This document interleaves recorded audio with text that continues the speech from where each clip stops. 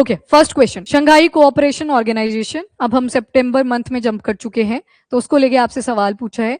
India और पाकिस्तान ये full member बने थे एससीओ के 2017 में अस्ताना मीटिंग में।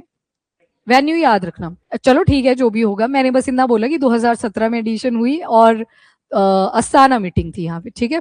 सेकंड बोल रहे 25th council head of the state summit SCO की तियानजिन चाइना में हुई 2025 का, सितंबर मंथ की बात कर रहे हैं। एंड जो ऑफिशियल वर्किंग लैंग्वेज है एससीओ सेक्रेटरीट की वो इंग्लिश, रशियन और चाइनीज है। और चौथा बोल रहा है ईरान फुल मेंबर बना एससीओ का 2023 में और बेलारूस ने फिर एज अ 10th मेंबर की तरह एंट्री मारी। पहला बताओ, पहला ठीक है, पक्की बात, पहला ठीक है, ये सितंबर मंथ में ही मीट हुआ था और ये वाली जो एंट्री हुई थी हमारी अस्ताना मीट में हुई थी। And second 25th council Tianjin China, और इसको आपने पढ़ा था जब रशिया वाला क्वेश्चन आ गया था कि रशिया में हुआ था ब्रिक्स का समिट, तो वैसा सवाल बन गया था, तो आपको वेन्यू ध्यान में रखना है। एंड ऑफिशियल लैंग्वेज ये गलत है, यहाँ पे रशियन और चाइनीज चलती है, इंग्लिश नहीं चलती, ठीक है।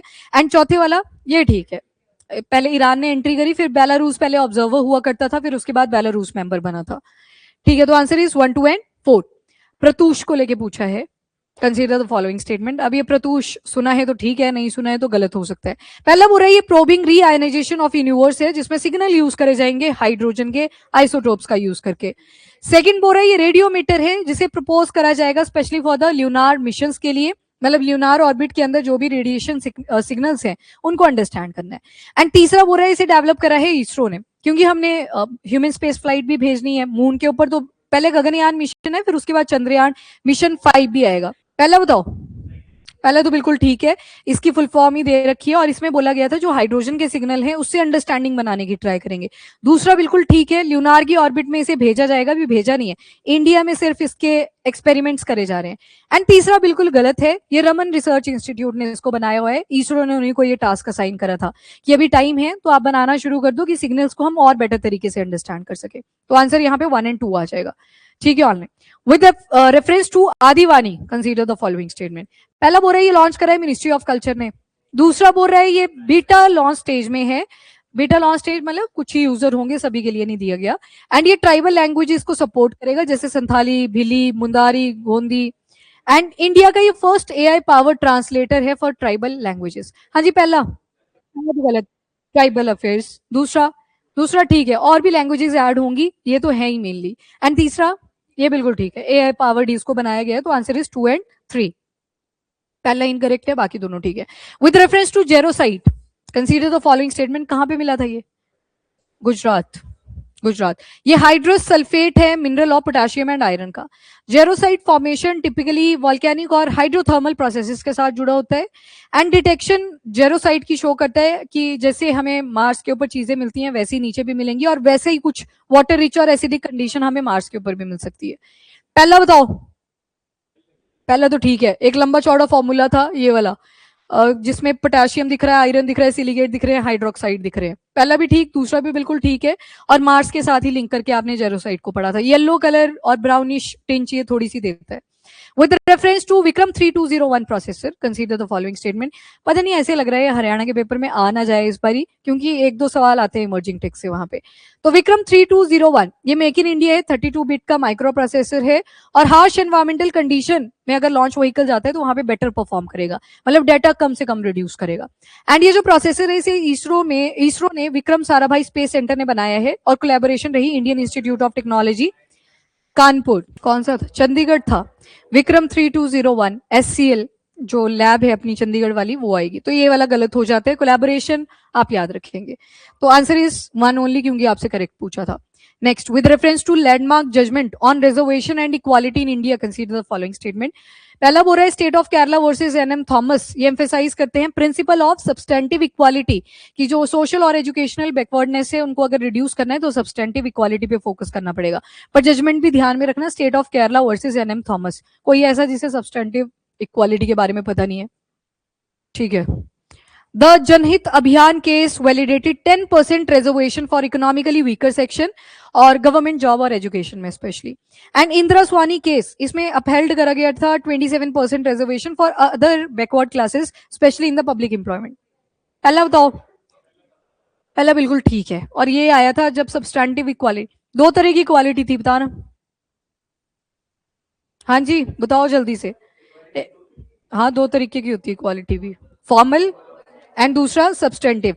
फॉर्मल में मैंने आप सभी को ये नहीं देखा कि कौन कितना पढ़ रहा है, कौन कितना कम पढ़ रहा है, कोई शायद ज्यादा नीडी है, मैंने सबको बराबर पढ़ा दिया, ऐसे फोकस नहीं करा कि दोबारा से रिवाइज करके आना। दैट इज फॉर्मल इक्वालिटी, मैंने सभी को इक्वली ट्रीट करा डिस्पाइट जाने कि कौन किस लेवल के ऊपर स्टैंड कर रहा है। एक आती है सब्सटेंटिव इक्वालिटी, मैंने देखा ये थोड़ा सा लैग कर रहा है, तो मैंने बार बार उस पर पॉज लगाना है आके, थोड़ा इंप्रूव करो। वैसे इक्वालिटी हमें प्रोवाइड करी जाती है। एक आती है फॉर्मल इक्वालिटी, जो स्कीम्स होती हैं उसमें नोटिस करना बेनिफिशियरी होते हैं कि ये सिर्फ शेड्यूल कास्ट के लिए, शेड्यूल ट्राइब के लिए, ओबीसी के लिए, विमेन के लिए, तो उनको ही क्यों दी गई, क्योंकि वो नीचे बैठे रह गए, वो नीचे दबे रह गए, तो उनको ऊपर लेके आना है। तो सब्सटेंटिव इक्वालिटी में जो नीडी होता है, जिसको जरूरत होती है, उसको पहले प्रोवाइड करा जाएगा। एंड फॉर्मल इक्वालिटी में आप सभी को बराबर ही प्रोवाइड कर देते हो। एक तरफ कोई गरीब आदमी है, एक तरफ मुकेश अंबानी है, ऑब्वियस सी बात है अंबानी ने क्या ही करना है आपकी स्कीम का फायदा लेके, तो वो जो नीडी था उसी को चाहिए होगी, तो दैट इज सब्सटेंटिव इक्वालिटी। हाँ, यस, पॉजिटिव डिस्क्रिमिनेशन ये आपके फंडामेंटल राइट के साथ जोड़ दी जाती है टर्म। पॉजिटिव डिस्क्रिमिनेशन का मतलब है क्योंकि वो दबका पीछे रह गया था तो उनको पहले अपलिफ्ट करना पड़ेगा, दैट इज पॉजिटिव डिस्क्रिमिनेशन। आपके साथ डिस्क्रिमिनेशन तो हुई पर उनको बराबर भी लाना था, पॉजिटिव डिस्क्रिमिनेशन। ठीक है, तो ये था फॉर्मल और सब्सटेंटिव इक्वालिटी। ओके, तो ये सारे ही ठीक है, इनको एज इट इज याद कर लेना। और आपने अगर नोटिस करा हो, पॉलिटी वाले केस में जजमेंट्स के ऊपर सवाल आते हैं कि मेजर आउटकम क्या निकल के आई थी। तो जनहित अभियान केस देखा, 10% रिजर्वेशन, इकोनॉमिकली जो वीकर सेक्शन वाले लोग हैं, गवर्नमेंट एंड जॉब, और दूसरी आपकी एजुकेशन उसमें। और इंदिरा स्वानी तो 27% की रिजर्वेशन थी फॉर ओबीसीज पब्लिक एम्प्लॉयमेंट में। Next, consider the following biofuel generation के पेयर दिए हैं उनके सोर्सेज के साथ।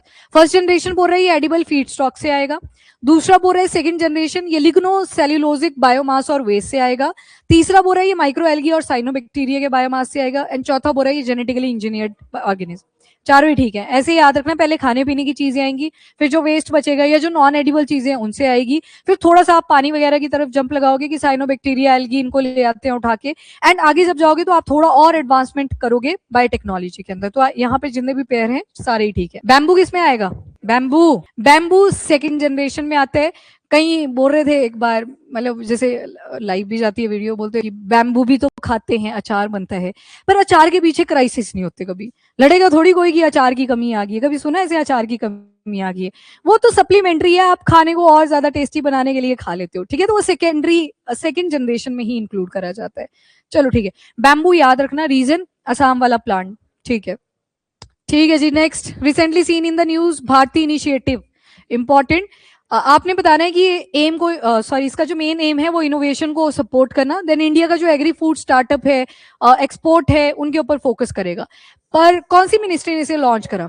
कॉमर्स। एक्सपोर्ट की बात आ गई ना, इंडस्ट्री वाला एग्री फूड टेक पैकेजिंग का काम रहेगा, तो ministry of commerce and industry आएगी। इंडिया का first port based green hydrogen pilot project VO Chidambaranar, ये याद रखना, ये इंपॉर्टेंट है। ये नाम भी बदला गया था, पहले कौन सा पोर्ट था ये 2011 या 14 में चेंज करा गया था वो नाम, टूटीकोरिन आप एंशिएंट हिस्ट्री में देखते हो, ठीक है। तो VO Chidambaranar port. Then next question है आपका, अपातानी पीपल ये रिसाइड करते हैं किस वैली ऑफ जीरो वैली? वो जो यूनिक से पैटर्न थे इयररिंग्स के, इनके नोज पियर्सिंग, वेरी गुड, हाँ, यापिंग हुलुंग, और दूसरा तैपी, वो जो टैटूज बनाए होते थे उन्होंने बॉडी के ऊपर। अब ये अपातानीस का जो ट्रेडिशन है ये घटता जा रहा है, तो इस वजह से ये न्यूज में थे।